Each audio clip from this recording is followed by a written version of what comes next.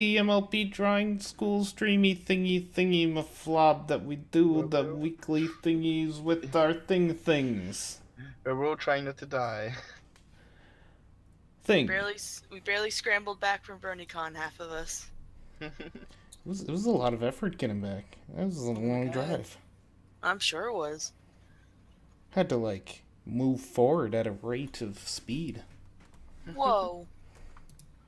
Anyway, today we have people joining us. People, say hi. Hello. Alright, from which side to? CC? See, some people know how to say hi. Oh god, some people don't know what headphones are. All right, we're gonna just hop right in on this one. First one is by Lewis. It's Hoofball Storm player of the Manhattan Maniacs, Creamy Feather. Unfortunately, the only artwork I finished last week. Gotta improve my workflow.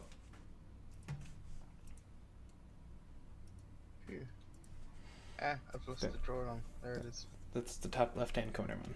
Cool. No, I lost the entire program. Oh well, that's something. I am back now. So I started clicking red here, but then I realized that I may not want to make marks in red on this one. So finally I had a chance to switch to blue. Alright, well, I'll begin then. Sure. Okay, so one thing I really want to say starting off here is I like the hair braid that goes around the ear that you do. And it's not going to show my mouse every time I talk, but I really like how you take that design idea in here. It's something that we don't really see often. I don't actually remember seeing it ever, so I think it's awesome to see you trying new things like this. So well done on that, and I think it's pretty cool to try and add features like that. And second off, I really like what you're doing with your flag, as well as the kind of shadowing on it, and you bring a little lighting in the flare of the end of the flag there. So I like how you're trying to use these different design ideas, and you're really trying to bring clothing into this. So you're doing more with the image and more with the character, which fantastic. That's great to see, and you're really trying to bring out the scene and the life of it. So good job there. Okay, now my second part I want to say is I would take a look at the body and Fluffy's Eye's chair, of course, but I would take a look at the body here. Now, what stands out to me is that front left hoof is really good,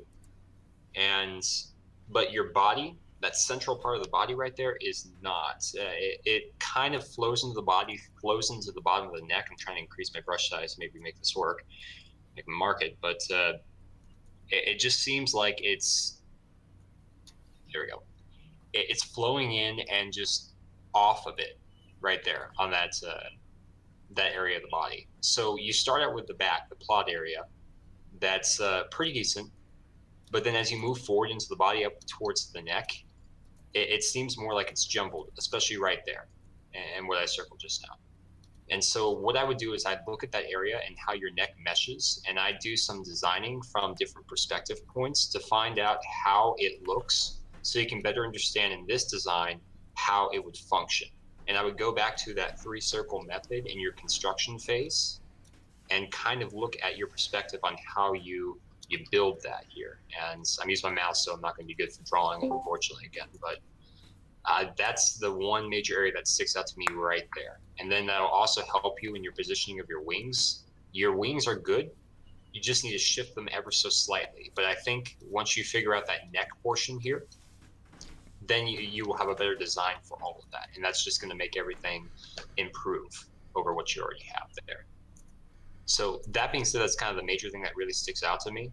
I really like I said, your clothing and how you designed all that. So I think the design is fantastic. And I love how you roll. Like, one thing I really saw with the clothing is, especially with these M's and the M on the front of the jersey shirt, how they roll around the clothing. They aren't just flat on it. You roll them around the hooks. I love that. I picked up on that instantly when I saw it. That's fantastic because it shows, one, that you are putting mass in there, that you're putting a pun, I guess not intended, but you're putting mass and composition into your piece, and you're showing that the piece has perspective by rolling those M's around it, not just putting them flat on it. And I like that. That is fantastic, and I don't often see people when they're first starting out or doing pieces like this do that. So good job on you for doing that, and keep that up, because that's exactly what you want to be doing to put a three-dimensional object into a realm.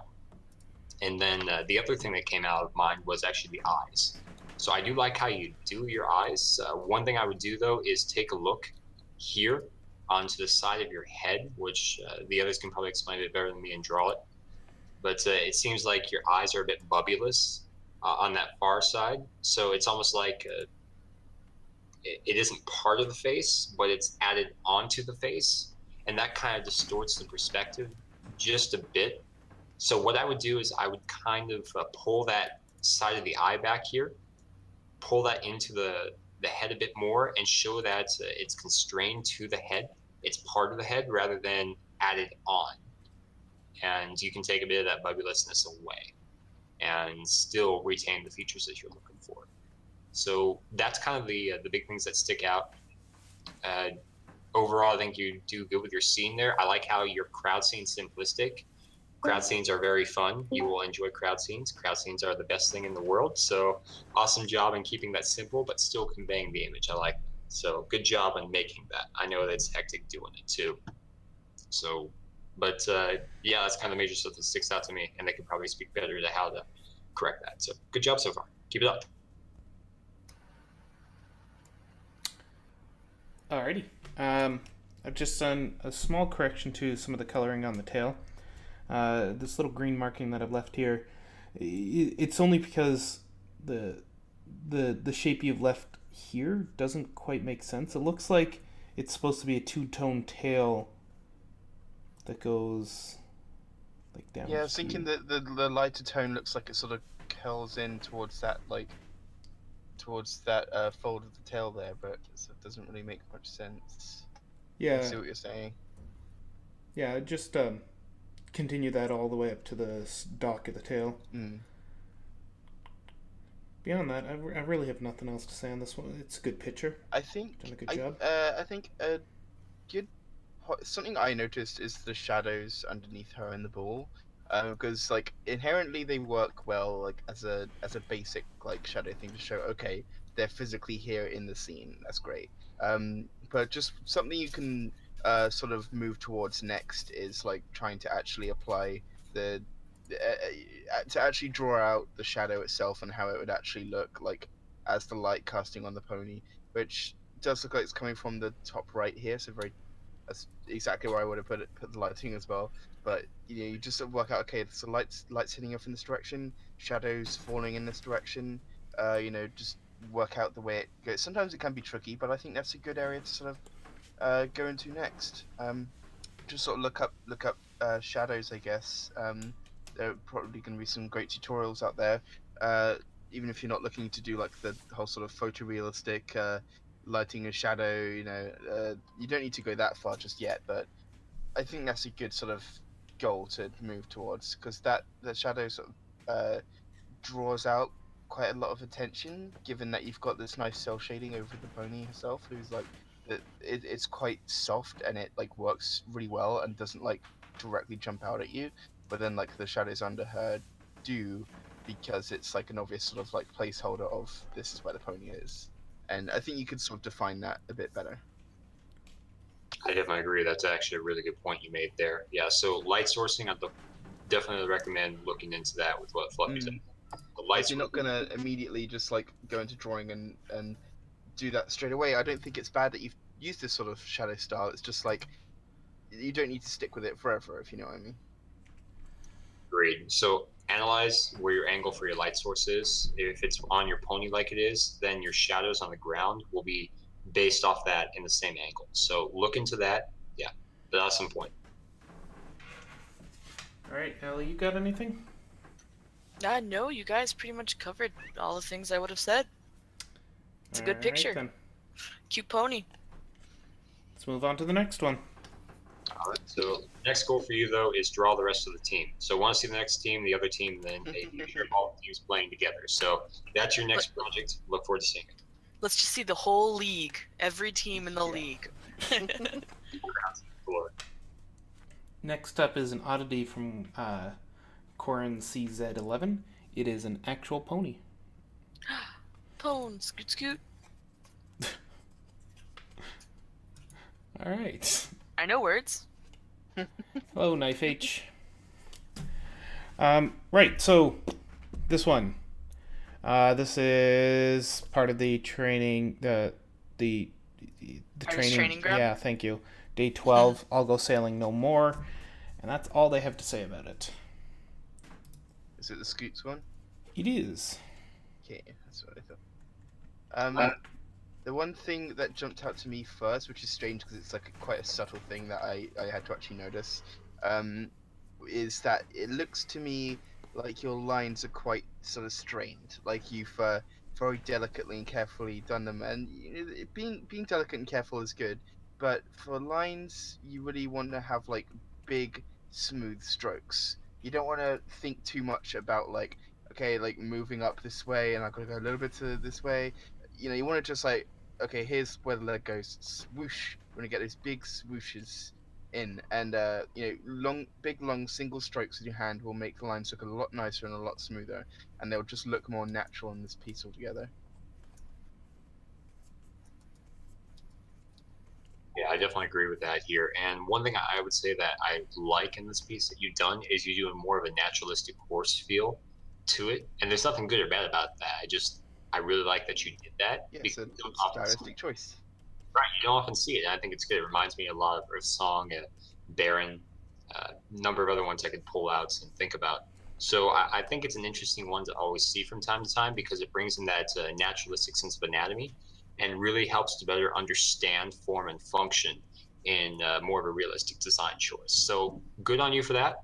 I like seeing it. And I would say the one thing that first sticks out to me looking at this piece is your wings, or Scooter's wings there. I keep wanting to say chicken every single time I think Scooter for school. Me. Yeah, I just do. But anyway, so I like your wings. They come from a decent source there, where they're coming from the back. They're emanating out. So they're showing the features well, and you don't sacrifice anything for them. They're very naturalistic, and I absolutely like that. Now, Vital's marking a few things for you, kind of to take a look at. So I'll leave that off, but I like how you take in the anatomy to your wings. Like fantastic. I don't really have anything to say on this. It just they come out extremely well, and you show those joints, you show the movement and the angles of them. Very good, but you keep everything simple for the feathering and all that. You don't sacrifice on the detail of the work, but you keep it simple so that way you can show it all and convey the message. And that's fantastic. So excellent job on your wings. There's literally nothing I can say that comes to mind on it. So good job with that. The only thing I'd say is maybe the shading, if you're going to add any shading to the bottom sets of feathering as well. You do it for the top one, you kind of do it for the bottom there, but you can do it for the inside of the feathers too, or the outside of the feathers, depending on your light source right there. You could add shading towards those areas rather than just on the top like you do here and on the bottom of the feathers right there. So nothing wrong with that. Like I said, you're doing a great job with it. Just think about the feathers all in all across the horizontal, not just the vertical. So good job with the wings. I do like how you do the legs, and you're bringing, like I said, more that naturalistic feel in. One thing I would look into is you don't have to do it, but I would look into, because if you're doing naturalistic, if you're looking more into that, then you can also look into the inside of the hoof right here. I'm kind of marking, doing with the mouse is horrible. So, but you can look into designing for there, and I've seen plenty of designs for pony style stuff that people have done. So it's really up to you on how you want to put something in there. But I would still look at doing something, because if you're coming from that naturalistic, that inside of the hoof is going to be there, like whatever it's going to be. And this is horrible, but take a look at what you want to put on the inside. Show and define that hoof. You do it with the rest of your body. Carry that up into your hoofs as well. And I can give you a link there in a bit once I find it again of kind of some design stuff. But what I would do is I'd take a look at horse anatomy, take a look at the bottom of the hoof that connects to the ground, and how the hoof exists. That entire piece right there for the hoof of the outer piece is a nail right there. So that's the actual toenail. And that's going to be defined. You're going to see that looking from the bottom of the hoof. You're going to see the inside of the hoof. as well. So define how you want to see that. And then I would recommend showing it as well if you're going to go more of that naturalistic feel. So other than that, the other thing that really comes up is your eyes. So I like how you're doing the eyes. I don't really have much to say, but I would define your pupils and your irises a bit more. And you can do more with that. You can show some glare or some white spots in there. You can actually whiten the eyes or do something with that kind of defines them a bit more, because it seems like they are blank. It seems like they are staring at nothing. It seems like there's no definition into the pony itself. It's just like, I want to use the term zombie, if that makes sense, because it's just there. It's just glaring. There's just nothing there.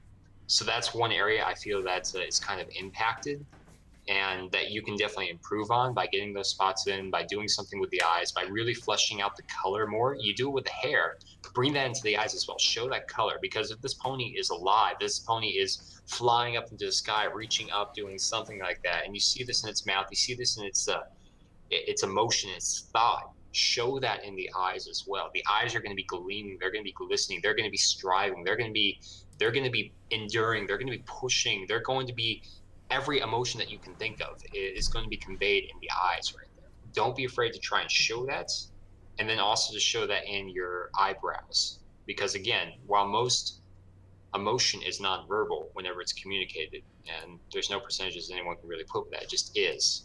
Don't be afraid to try and show that in the eyes, because one of the biggest areas people see emotion, especially with drawing, is in eyes. So I would spend some time studying up on that, taking a look at what you can do to show that emotion in the eyes. I would actually try and color in these pupils as well. So however you want to color them, some people do them light, some people do them dark, it doesn't matter, it's up to you. But I actually try and color the, that's horrible. Color the pupils in, really kind of darken them up, show the dilation or the constriction, however you want to do it, but show that. Don't just leave them blank. And this is a horrible job, but I'm trying to do it for example. Actually color those in, do something with them. Don't just leave them blank, because I feel that's part of it. With the white peoples, it's something I definitely recognize this art piece because we've got this artist plenty of times before. The white peoples I definitely see as a stylistic choice rather than, oh, I'm not like, it's nothing lazy, and obviously you don't need any skill just to fill them in black. I think as well, I agree with you that I think they would look nicer in black, but I haven't said anything up to this point because that's like quite obviously a choice, and like I see it as like a Powerpuff Girls thing. We have like the white in the middle of the eyes there, maybe. I don't know. I've seen some things like that where they have like white instead of black, or inside the black sometimes as a which I just kind of thought, if it's their choice, then cool. But definitely experiment having it black as well, because I think you can always like try it out and see what looks nicer. I've also tried myself having black pupils, but then having like a lighter color of the iris inside the pupil, or somewhere in between. You can experiment like with different colors and things. One time I instead of doing like the straight line pineapple wedge flex, like the little highlight parts, we got those two colors at the side. Instead of doing those, I used one color and just did like splotches, and then I did the other color as like the inside of the pupil, and sort of tried that. But it's all open to experimentation. There's so many things you can do. Just have a play around with that. I definitely agree with that. That was actually what I was going to say next. So yeah, you're right. You're on top of it. So yeah, if you're doing light and white in there, that's completely fine. There's nothing wrong with doing it or not doing it. But if you're going to do that, what Fluffy's Eye is saying is what I would definitely research and try and experiment with. But I'd also say, then if you're going to do that, then take a look at the lines here that delineate and differentiate the pupils and the irises. And that's going to be your definition that you want to look at right now. Like, I'm just doing this in blue, and I'm actually already seeing this working with that. So I'm like, okay, this is actually a good example. So look at those lines, because those lines are going to be your differentiation between the two, and that's what you want to develop. If you want to do white irises, or pupils, excuse me, irises, that's okay, that's more than fine. But what you need to do then is define that line in between the pupil and the iris a lot more. If you want to use a separate color for the white, honestly, personally, I would say that's a better choice than just using straight white, because it allows you to better convey that sense. So I would take that purple of the iris, I would actually make that a brighter color of purple, something that's more standing out, something more colorful. Yes, definitely. And then if you want to change the pupil to whatever you want to, okay. If you want to do that, like maybe a darker purple, I would suggest maybe using the color you have now as the inside pupil, and then like a much Yes. more saturated purple as the iris itself. Yes, agreed. That would be a great way to do it. But then I'd also recommend taking a look at that line for the iris to pupil. Yeah, that we just talked about. to give it some more definition. What you're saying? Exactly. Do that, and then take a look at the color you utilize. But that would be a great way to do this, and then maybe put in some of those white highlights as well. My opinion on just like the general feel that the white peoples as they are in this look is actually I kind of checked out was typing something, but someone mentioned the word zombie, so I think it's probably already been said. But they look kind of lifeless to me. It looks like the character's like been unconscious or dead or something and falling. Like that's just personally my own like reaction to how it looks. Just to give you some insight, because I know it's important sometimes to get that like how does this thing I'm experimenting make people feel? How does it become interpreted? So that's just my own opinion there. All right, we've gone on the pupils for 10 minutes. I think we've driven the pupils into the ground. We're good on the pupils. Well, that's all I had to say with that. So yeah, just keep it up, keep working on that, and yeah, just keep doing it. I look forward to seeing your next one. Okay, my quick suggestion, just on the head angle, the way the muzzle's pointed, it almost appears to be directly forward, which makes sense for the way the body's going. But then we have a very clear view of most of the forehead and the eyes, which would mean instead of having this head shape here, we're actually getting like this forward sort of ape-like head shape instead.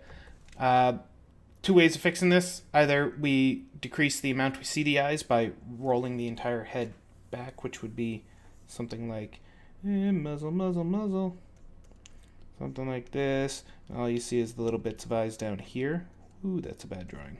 Anyway, gets the idea across. Which doesn't look good, let's be honest. From the bottom, you still want to see some of the face. So instead of doing that, we can just take the muzzle and curve it down more by just making it shorter, so it appears as though it's looking more at us, and we increase the size of the bottom jaw, so we have less overlap, or less open of the mouth. There we go. If we give it less opening, it's going to look like we're on not quite as steep of an angle for that. Like not quite as steep away, but more closer to us. Trying to add some more consistency to the perspective. Exactly. Yeah. These are the words I'm looking for. That should correct that issue. Just move the bottom jaw in it. Yeah. Like your legs, man. You do a good job with your legs. Your wings look cool.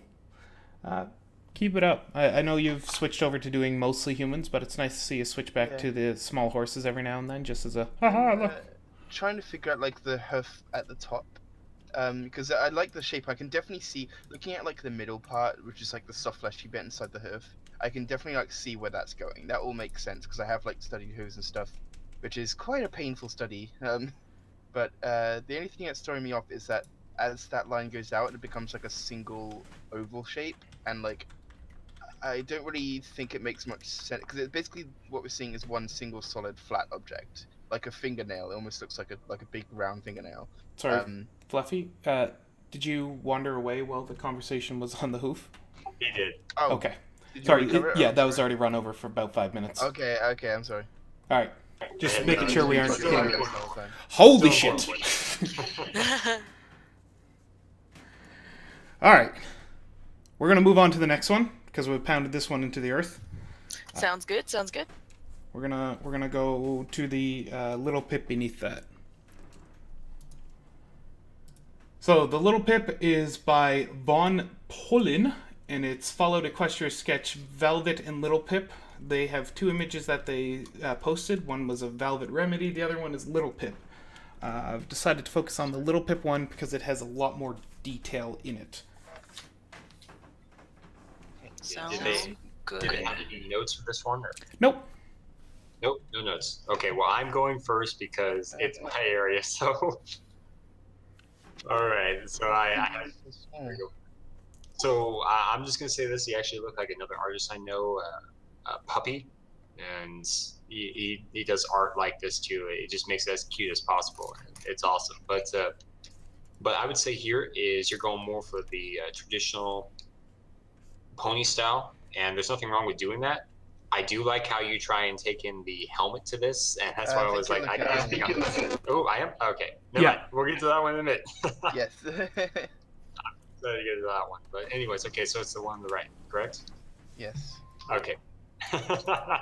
All right. So, anyways, the big thing that stuck out for me on this one is actually the horn itself. I like how you're trying to show the magic in there, and I think puns not intended, but I think that I think that that's good. You show that, and you're trying to show the concept of that in there. Now, I'm not going to speak to that here because it can go any which way you want, and showing it with the pencil is a good start for what you're doing. But the horn itself is what I would look at here. It seems too thin. It seems like it's elongated and it's too thin, like in its anatomy. So what I would do is actually look at coming from the tip, kind of coming out a bit straighter. So that way the horn itself, and this is horrible with the mouse, the horn itself is actually going to be more defined and larger. And actually, if you want to make it shorter in its length, you can do that too. But I would say making it thicker is going to be an important concept for it because the horn itself is part of the base. It's part of the pony's cranium. You don't just want to have, let's say, a pencil coming off. For example, a pencil coming off the head rather than something that has a more firm foundation that's built up and from birth it's been born and it's been growing since birth. So you want to be able to show that it's stable, it's a foundation, it's firm. It's kind of like the episode from the show where Twilight and everyone gets into the poison joke, and Twilight's horn flops down, and it's not straight or anything like that. It kind of takes that same feeling. It's not the same thing, of course, but similar in its concept. It takes that same feeling of it's not stable, it's not part of the body, it's not, well, it's more fluid than it is function and form and stable.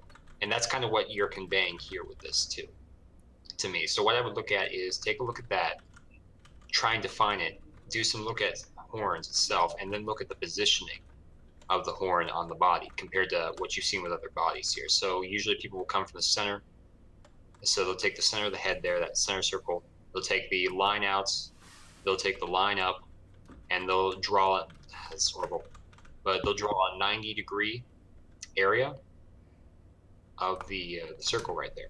And then they'll take a 45 up towards about the center of that 90 degrees angle that they drew. And then from that, they will determine where the horn will be. So what I would recommend is take a look at that. And there's plenty of study references out there too for this. And use that to help define where your horn is. And that's going to help, one, for when you position the rest of the head itself and the muzzle and all that, you can position the horn so it doesn't look like the perspective is off or that it's so thin. You know where the horn's going to be. You can follow that line out completely. And then that's going to give you a better design to where the horn may be. And that's horrible, but I hope you get the example here. So that's going to follow the head, that's going to follow the turning of the head or any position that you have, and then you move this into a three-dimensional sphere and you do the same thing, and that's going to give you an idea where the horn's going to be placed on a three-dimensional object. So that way it makes it a lot easier for you, and maybe that's part of the reason to why your horn is so thin is because in defining that it just seems slightly off to you, so you've kind of built that down a bit more. So take a look at that. That may help it make it easier for you to define the horn in the future. And other than that, I think they're drawing all over the pieces, so I'll let them cover it. But the biggest thing I would say here is your emotion. Look into your emotions of your piece. If you're trying to make this piece of a grimace, cry, kind of just that sense of pain and everything else, take a look at references and how this is done. I think with the Fallout Equestria universe, like that's all the references you need because that's all around the entire universe it's seen. So you're going to be able to get a lot of viewpoints from that, and I don't really need to speak to that. And then they've already drawn what we're talking to, so I'll let them talk to that. But overall, good job. Yeah. Firstly, I like the hair. The mane's really good, so don't worry too much about that. Firstly, guys, if I turn off the layer, does that actually turn it off for everyone or just me? Just you. Oh damn. Okay. I was just sort of gonna do it for comparison. So the general shape of the face is very like rigid. I feel like the way the jaw and nose and just everything kind of works together has like a kind of odd shape to it. Um, One of the first things I noticed is that the iris like connects straight into the side of the head. So that's like that's where I started basically. Like I sort of moved the eye a little bit over, chain hold on, what's the laser pointer thingy? I started here, just sort of no, that's a pen. No, it's not. It's a laser pointer. I started here and just sort of went up, and then started putting like a nice sort of emotion shape, which I like the emotion you got in the original picture. Like that's basically what I was using. So good job on that. Then it's like make sure you've got like a little bit of gap here where the bridge of the nose is coming in, because the eye is not going to connect directly to the side of the face. Then it's all just about sort of getting that shape of the jaw in. I hope what I've done here you can use for reference, or if not, look up other references online. Just look up like side view headshots, try to find things that are sort of deviate away from the show style and get this nice like thickness into it. But I firstly, I don't know if you saw me drawing, but I did like a whole line down here, straight from I went from the bridge, curve it slightly up here, and then curve it around the nose, and then straight down to the chin. And from there, it goes up to like the jaw, which I actually did first to sort of establish where the side of the head was. Then I just erased the middle bit and did like the mouth, which I stretched and exaggerated to try and get that emotion that you're putting in there. And then I just put some more detail on the teeth, but that's all. That's again, I sort of going off of what you had in the original picture, because that's what I see you're trying to go for. It's all it's hard to explain the stuff that I've done because it's all very sort of learned experience. That's mostly by reference and less by like oh the shape goes here or whatever. But just sort of think about where the chin's falling, how it moves into the jaw, how the neck moves out from the jaw, how the bridge of the nose moves into the nose, where the eye sits and all that stuff, and you'll have like a much better shape to the face. Right, and to jump on what Zai's saying there to kind of answer the question, so from what you're saying, Knife Age, on the emotion of the face, I wasn't saying too much on that. What I meant by that is kind of what Zai's jumping on here. When you put in a grimace in the face, or you're putting in that intense emotion, one, the muzzle itself, the mouth is, you want to elongate the mouth because the jawline, the hinge of the jaw and everything else is not going to be so far forward. It's going to be far more back towards the head itself, into the head, not on top of the head, not in the front of the head, into the head. So you want to pull that back. But also when you do emotion, your emotion is going to be based off of the anatomical structure of your piece. So if you're doing that, one, the muscles, the tendons, the ligaments, all that are going to play into it. Now you're not going to see that in this piece most likely, but it's going to have an effect in showing. Now, if you're doing a grimace, it's going to pull the face back. It's going to pull the eyes back. It's going to pull the emotion into it. And you're going to want to show that and convey that through pulling the mouth back, pulling it down, and trying to show more muscular motion in the face itself, which is going to mean that you're going to add more to the piece. And that's what I'm trying to get in with this here, is it's hard to explain, but again, references are always your best pick and your best option for viewing this, but you want to be able to pull more into the face rather than adding on. It's going to be part of it, and it's hard to explain that, but definitely go do some more research. Look at a good MLP style of it is to do just a basic search for MLP expression references, and I'll bring up like hundreds and hundreds of expression sheets that different people have done from every different style of designing pony there is. And that's going to give you a better style. What this means is it's not adding onto the piece with the muzzle, it's adding to the piece in everything. It's composition. And that starts with your construction first. So as you construct your circles and everything that we talked to, you're going to be developing from that, not the muzzle that you add onto that. And that's what we're kind of getting at, is if you want to show this grimace, if you want to show that emotion, bring that into the piece. Don't add it onto the piece. And so that's kind of what we were talking about. But yeah, it's a good point to bring out. It's a good point to explain the best we can. So yeah, but thanks for talking about it.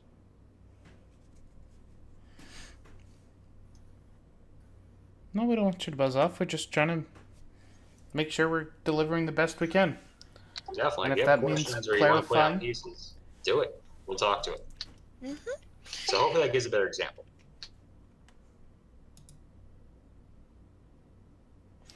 all right. Anyone else have any other points on this one? The only other thing I did was I made the ear slightly bigger, but that's up to interpretation. Yeah. One thing I would say too is if the cut on the cheek, I'm just now noticing it. I actually didn't notice it until now.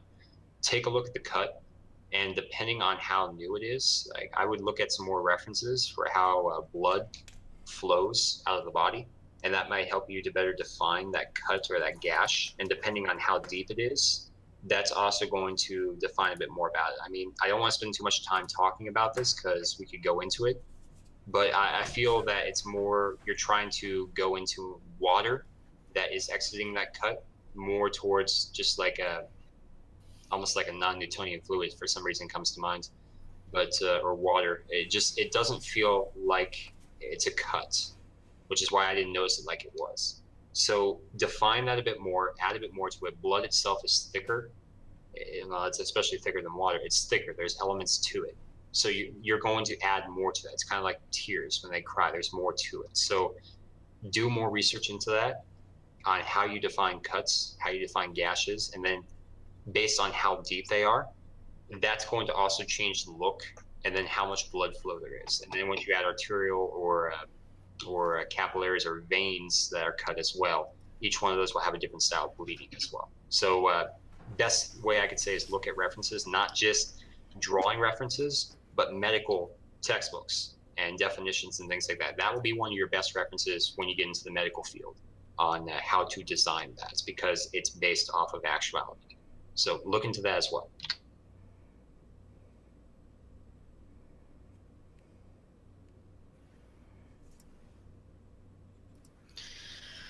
Yeah. I gotta don't say, much else can be said about this this piece, so maybe we'll move on to the next one. All right. On to come on, I believe in you, program. There it I goes. believe. I've been trying to get used to the new tools. I'm like, wait, the buttons, they're not where I remember. The buttons. All right. Next one is the little soldier pony down at the bottom. I would just like to remind everyone that there is an Aggie going on. Aggie, brought to you by, I don't know, the Spaghetti Monsters? Yeah, why not? Yeah. Spaghetti Monsters. Interesting theme today.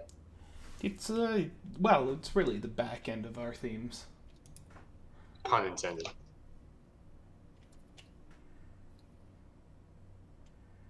No ifs, ands, or buts. But. Yeah, you're more than welcome to jump in the Aggie there. So if you're on the stream right now, jump in the Aggie with us, have some fun, do some drawing, and you can work on some of these things we're talking about. If you have things you want to do and then help or have us explain them, or you say, hey, I'm having trouble with this, I'm trying to draw it here, show it, like we can talk to it. That's what we're here for.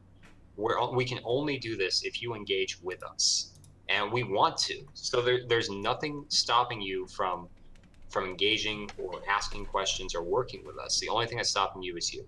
So don't be afraid to try. Okay, we're more than happy to help you. Just give it a go and ask for help if you're willing. Totally. And we're more than willing to have a discussion. All we ever ask is for anybody to treat, with respect and, kindness. We're all good people, and we're all willing to learn. If you disagree, just let us know. We're happy to talk about it. Art's not about one opinion. It's all subjective. So if you find we're saying something that clicks weird, well, give us your side. Let us talk about it. We learn more by doing that. We all learn through it. So agreed. Plus Sally Claw. There's no right way, just many ways to discuss things. All right, so this picture is by Mr. Halo 755, and all they asked is, how did I do with this one? It's adorable. They have... Okay, yes. I'm jumping on this one. I wanted to jump on this one earlier, so I'm jumping on this one now. So, it reminds me of another artist that we know, Puppy. He does a lot of cute art like this, and a lot of wolves and pup sounds. So, good guy, but he loves doing cute art. And it reminds me of him a lot, which is fantastic. One, because he's a good guy, but two, because the art is so similar in style. So you just take that same view and same feeling where it's cute, it's fun, it's funny, it's something that you develop. Now, one thing I really like here is the helmet that you put in. Now, the design of the helmet is reminiscent of World War II style. You can easily pull it out with the camo netting and everything else that comes off with the GI-10 helmet. And so, like, this is getting into more of my fun stuff, but I like how you add this in.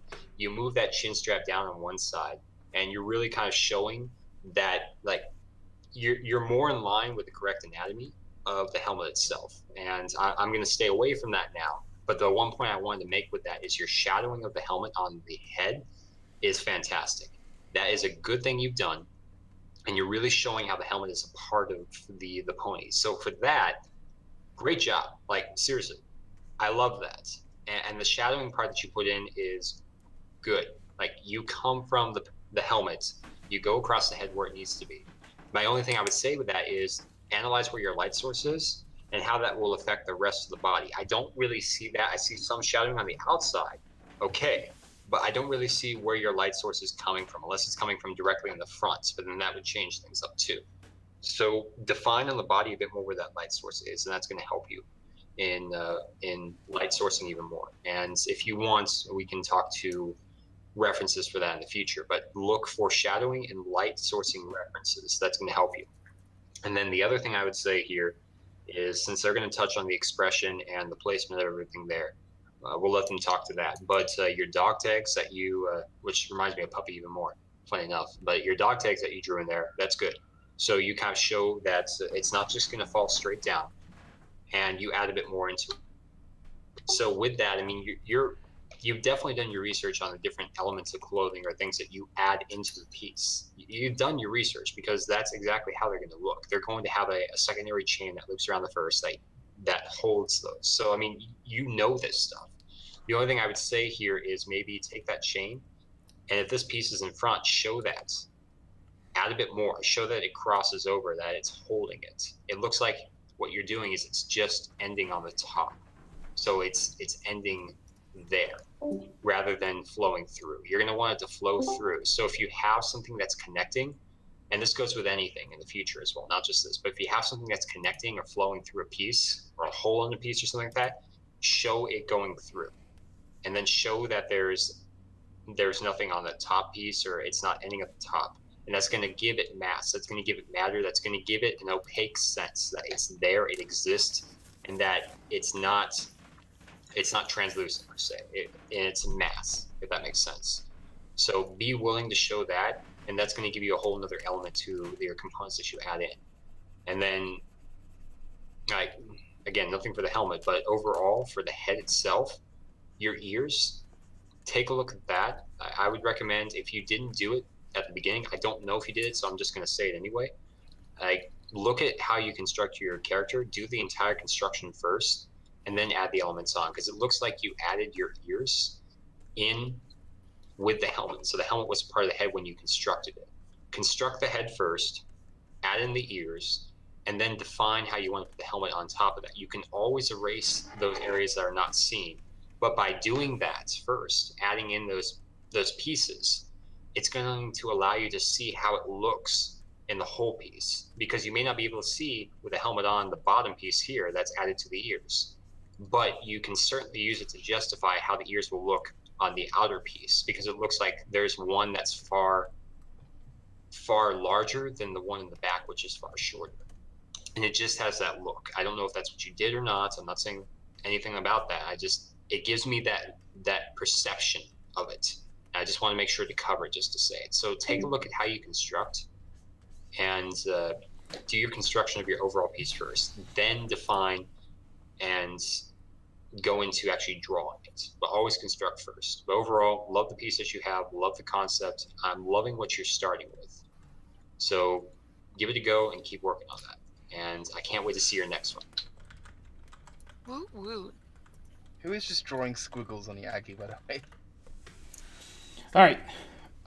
To get my little bits of the critique, and May's temporal is completely right. It does appear the head is tilted up on a bit of an angle. So what I've done is with this magical red line we just put here, we can see the head tilt. It's about 5-10 degrees or so. We've split it horizontally and vertically with that. We can place the muzzle and eyes on that. Now with foals, which this one appears to be, everything is sort of like shrunk and stunted and made a little bit weird, like they grow into their head. So their muzzle is actually placed further down. Even on colts, they're placed further down, much like the position of a mare's. So I've just placed this one down here in the blue, like this, and we've given it a little overlap over where you put your eyes. The reason is you giving it the overlap. The reason you give it the overlap is so you can give it the impression of being turned up, because it's not very easy to give it that impression with only a few degrees of tilt. So the overlap is nice for that. Beyond that, I would just push the eyes up a bit and make them actually more round as opposed to oval. Oval is more for the grown-up ponies. The more circular ones is the full style ones. All right, and that's my 2 cents here. And I agree. I agree with all of that. I don't think much more needs to be said. Just keep up the practice and keep in mind the things said to you today. Yeah, and I love what you're doing so far. I love your design choices, and I'll be honest, I'm 100% biased adding helmets and dog tags and other militaristic things in there. I'm 100% biased. I don't care. So I like it for those reasons, but I also like because of how you do it. You're doing a great job so far. Your pony is coming out really well from what I'm seeing. I like it because you're really doing good. So keep it up. Keep designing. Keep trying from different angles and perspectives. Bring in these compositions with what you do and do it again. Next week, put up another piece. We'd like to continue on this, and I for one, would like to. But there's one more thing I did want to explain, just for example here, and I'm going to put in the Picardo chat. So LD, if you can bring that up as well. Yeah. Yep. Okay, so I added a reference in here. It's not my own, but I don't know the artist, but it's a head perspective view with muzzle reference, and I love this. Like, seriously, this is one of those things that gives you a good design. Now, again, it's not pony, of course, but it gives you a good design and understanding on how to use muzzles and how to use perspective with the head from different angles. And I think that something like this will help you tremendously with what we were talking about with muzzle design and the eyes, and then also with anything in the future from different angles. And I know relating back to some of the earlier artists that we talked to as well, with muzzles and horns and other things like that, this can help in starting with that. And it's an easy way to see the different perspectives about how the head exists in this rotation here and there. And like, you're not going to have too much else outside of these views besides the back views and such. So take a look at this and other references. But this is when we say look at references, use references, learn from them, do some drawings and studies. This is what we mean here. Learn from things like this, and that will help you better in your composition with anything you do. So just want to explain that, but definitely save this one if you haven't yet. And again, like I said, I don't know the artist, unfortunately. I'd love to, but if you can find him, please tell us. I'd love to know. All right, we're going to move on to our last one supplied here. This one is a continuation. No, this is the old one. Sorry, Allie. I have you doing the old one because I've actually continued this one. I don't think I downloaded. Sorry about that. Oh, I see what happened. Fine. It didn't go into. Now you can get look at the new one with fresh eyes, having just analyzed the old one. Yeah, put the new one right next to the other side there. I knew what you were planning. Yeah, we get what you were planning there, LD. Yeah, totally. Is this one from? Is this yours or? No, this is Stamus. Oh. No. Stamus. Oh. Yeah. Is this from last week then? This is he's continued the one from last week, so he's added more. Just one moment. Awesome. Fantastic. I'm excited for this. One sec. I love to see progress. It's always fun. We never usually get to see things after we crit them, or we're usually critting finished pieces, so people take what they learn and apply it to new stuff. Bam. All right, there we go. Side by side. Ooh, I already see improvement already. Fantastic. I'm loving that there's more added to this too. And okay, now I see tank there. I like this. Awesome. This is going to be great.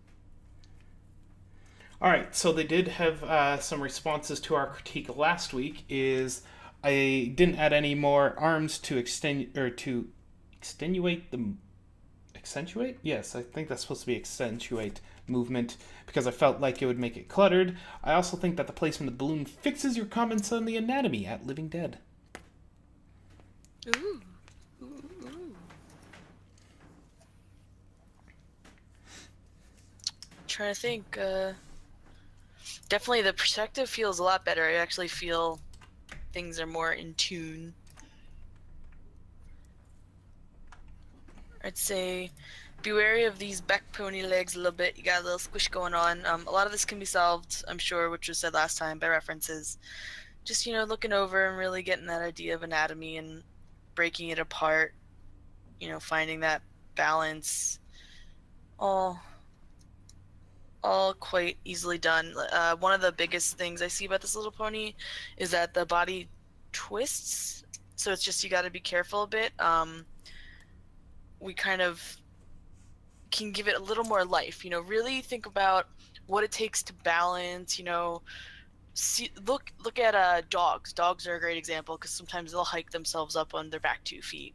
Horses too, but that's usually not quite as stable. You can find trick horses, doing circus tricks and whatnot. But I think about balance and stuff. Think about how a stance would be. Usually when you see an animal go up on their back 2 feet, their feet aren't close together because they need that wide stance to help balance themselves. Just looking up little things like that will really help you. Again, like I always say, referencing other animals besides horses for ponies, because ponies are so cartoonish. Like, you can apply cats to ponies, dogs to ponies, anything, 4-legged can really be applied to ponies, at least in the MLP sense, because cartoons, But horses, always a good thing to look at too. All right. Just a few notes about perspective of the of some of the added elements. I'm pretty sure we talked a little bit on the perspective of this last time, but I just wanted to reiterate some of the weirdness going on here. Everything like the couch and window seems to work out fine, but when we get to this new or this changed fish tank, I guess it's fish tank for tank. It's no longer following the same perspective as before. So if we're just to do the vanishing point and follow along, we can see if we compare the blue line to the red, they don't follow the same angle. Just using your vanishing point tools to help identify the angles of the rest of the object sitting and how it sits, in relative. What the heck? My words aren't working today. Hold on. Brain restart. Make sure it's all relative to your vanishing point. There we go. Yeah. Definitely. And one recommendation I would have on that to help you is actually what LD and the others have been drawing here. That yellow rectangle and the bottom red rectangle right there. What you should be doing is if you get what we're saying with that, but you are unsure how to do it, here's one way to look at it, is take the planes that you're drawing and draw from the planes in their base. So use that perspective of that rectangle here. Come off the plane. I'm just going to use that point that was drawn for example here. And this is horrible with the mouse, but stay with me. Come off that plane and draw it like that. Now there is your construction plane here.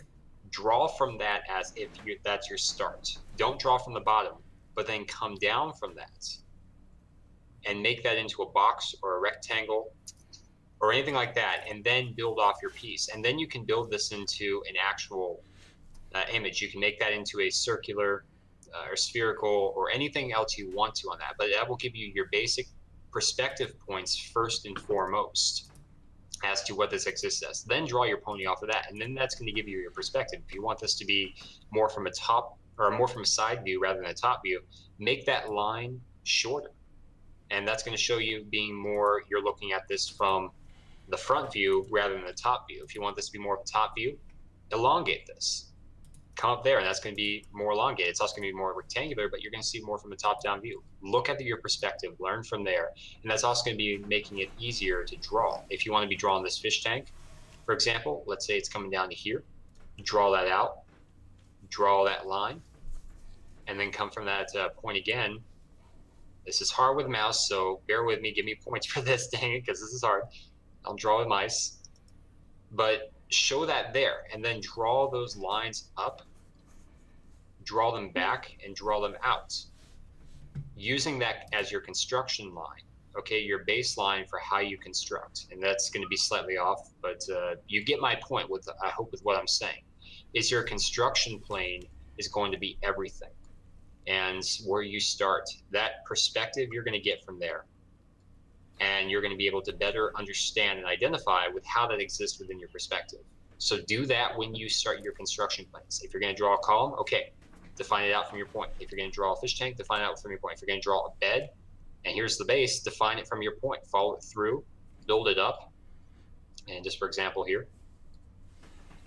And that construction area, that's going to give you area to construct. If you're going to draw a piece that's subtracting space from that, like let's say this cloud, draw that out from there. Erase everything else that doesn't exist, and then go forward. 3D space can be very tricky, especially on paper, because on our art programs we have our fancy perspective grids and whatnot, but on paper you really got to just sort of understand disappearing points and work it out. Sometimes doing faint under sketches of like, okay, here's where the horizon's going. I've done that in the past, and sometimes it can help to sort of establish where things are going. But once you get the hang of it, like he was just saying with the clouds, taking something that's sort of free flowing like that, but just like pushing, it just applies to mains and tails as well, just pushing parts behind other parts and increasing that overlap, and sort of figuring out how to make that look more towards the direction you're going for, and then just understanding 3D boxes and stuff like Mass has been drawing here. Exactly, and Fluffy is exactly right with all this. Understand the concepts of addition and subtraction. Again, we go back to math with all this, because yes, there is a bit of math to everything. It sounds complicated, but really once you get the feeling for it down, that is like 90% of it. Exactly, and it's going to help you tremendously. Like, this is the baseline of perspective itself, is understanding where your vanishing point is, understanding where your horizon line is. Whether or not you see it, it's still going to be your horizon line, where your vanishing point comes from. Understand where the lines to your planes of everything you have are coming from, your distance from it all, how big it is, and your mass to it. Like, establish your composition off of your perspective, and that is going to be a tremendous benefit to everything. I would recommend doing a scenic cityscape scene with a road here being the center point of your vanishing points, and then define your buildings off there. If you want to work on studying how to do this, try doing a cityscape like that, because it's going to allow you to see how much this really shows that, and it's going to be a great study for you. We can explain more if you have questions on that, but nonetheless, like, perspective's big. Do this, and it will help you tremendously with every single piece you ever do again. And I'm going to erase the lines now. You have it on the playback, but I'm going to erase the lines so we can talk to the characters and other things like that. Make it easier. So we've already actually gone over all the characters in the previous critique, so we aren't going to go back over them, because this is the transition from the previous one to the new one. We spent, I think, about 25 minutes on the last. Yeah, the lines won't erase, so oh well. That's fine. But yeah, I mean, I talked to the one character I had issues with. I think the character that's on the balloons, I think that's fine. Nice action, good balloon tug, the arms are flailing. So yeah, like I said, work on the perspective, and I think we covered that enough. So maybe let's move on. I think we just got 3 more thrown at us from the chat, so. Huzzah! Huzzah! Outstanding. Yeah, we got them all, so we will be touching on each one of the pieces you added here. I really wish I'd not gotten distracted and actually done more work, because I was doing a picture earlier and there was like a lot of walk cycles and I really needed help, but like, it's like, I could post in the critique stream later, but then like, I just kind of gave up with it, I guess. I got some references I can send you later too, Simon. Thank you, because I couldn't find many. No worries, I'll send you some later. Oh, and we also got 1 more thrown at us, so that makes 4. Fascinating. Good to see you, Roller Moon. Good to see you back here this week. Let's jump through them. One moment. Outstanding. At least once LD gets them. It takes me time to do stuff. How dare you need time? I'll just sit here and play with my new fidget spinner, because I'm trash now. They're so much fun. Listen, I don't know if you can hear it. They do look more fun than sort of judgment allows us to think. I want to get a fidget cube though. I have a fidget cube, but I actually like the fidget spinner better. And at the con, someone was selling them for $1. I'm like, you know what? For $1, I can find out. Well, there's your next art project. Is an MLP fidget spinner and MLP MLP. They've made them. They're called fidget its. Apparently, we covered this on my radio show Tree Time the other night. I did, Mr. Brick in a Wall. I got the $1 one because you know what? For $1, I can find out what this is all about. And I got a purple one, and I found out it glows in the dark. So I got a glowing rarity fidget spinner. Fidget.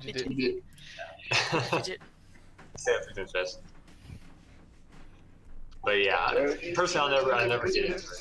I have no interest, or I just don't understand it. I mean, yeah, I'll disassemble rifles instead. You're in a school for ponies.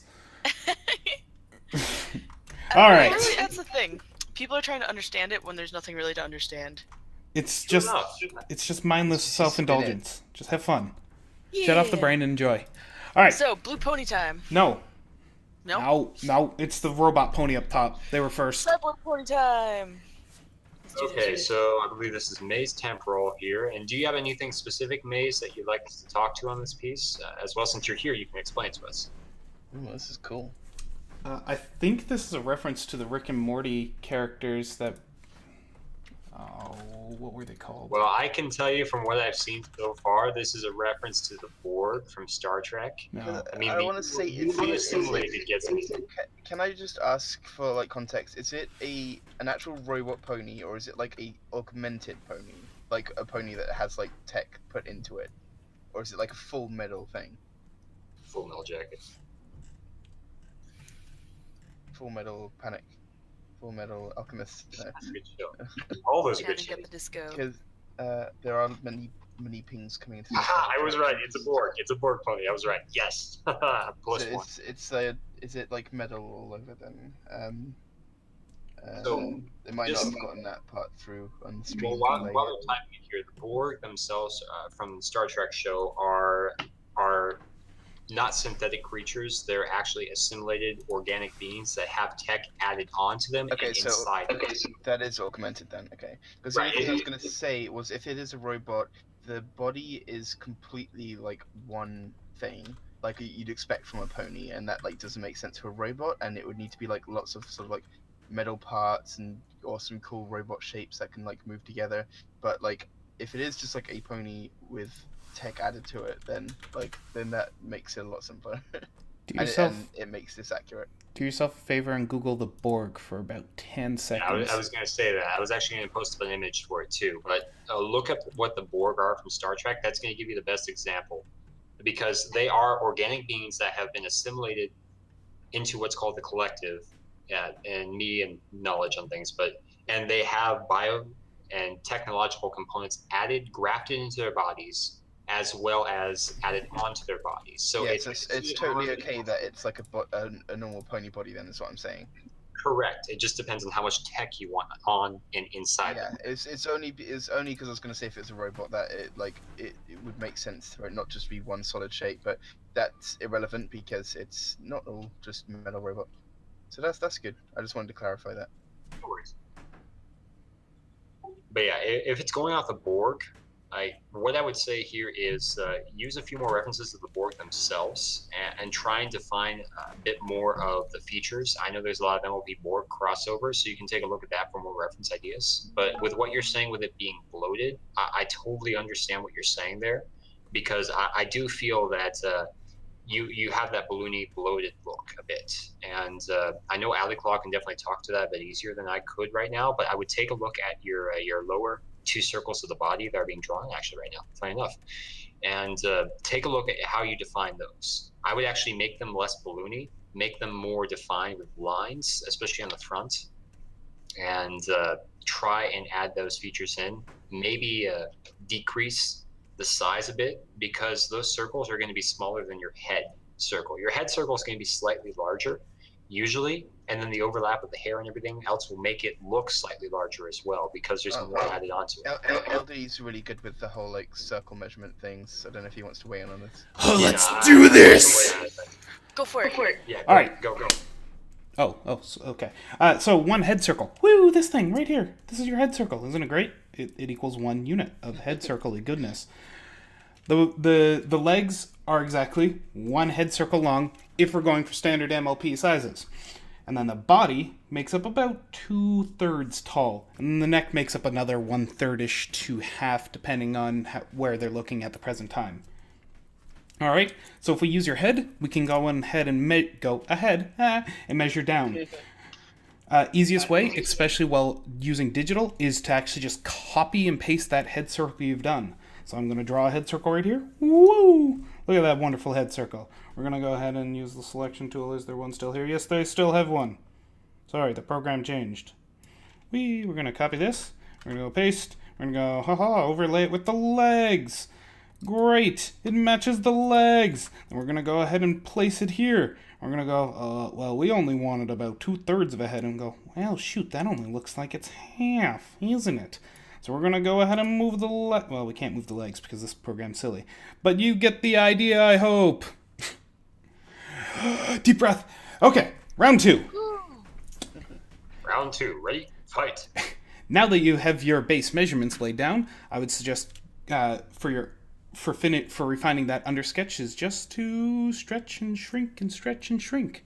So if we were to look at this body, we see that we have shrunk it down a bit with these two small red circles. I will go ahead and do those up in, whoops, that's not blue. Do them up in blue.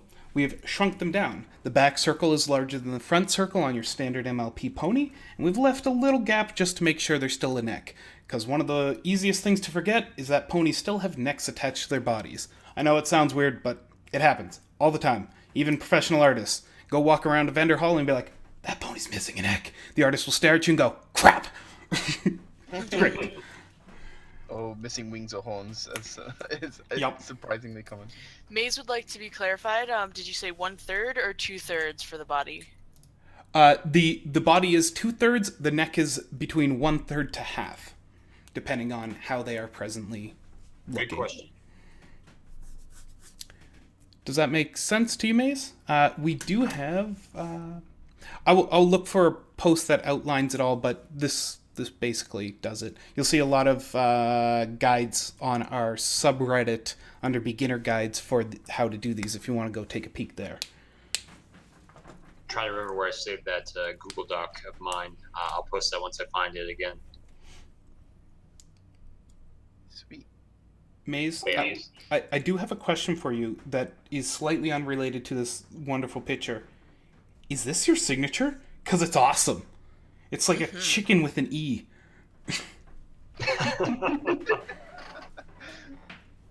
Oh yeah. All right, they cannot use Google. So if we can get the links to some DA tutorials, that would be great. Okay, yeah, let me find this and I can link the links off of it as well. The other thing I wanted to speak to was the muzzle. I see this happen a lot. I know when you look at a horse, they have like the wedge face, so the muzzle goes down.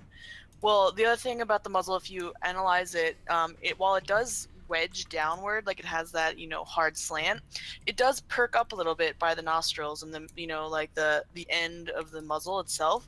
So the way ponies adapted to that is, it's much smaller, much different, especially with stallions and stuff. Sometimes they do have the wedge faces, but they do also have a slight up curve near the end. So what I did was, something we always talk about on this stream, the box method.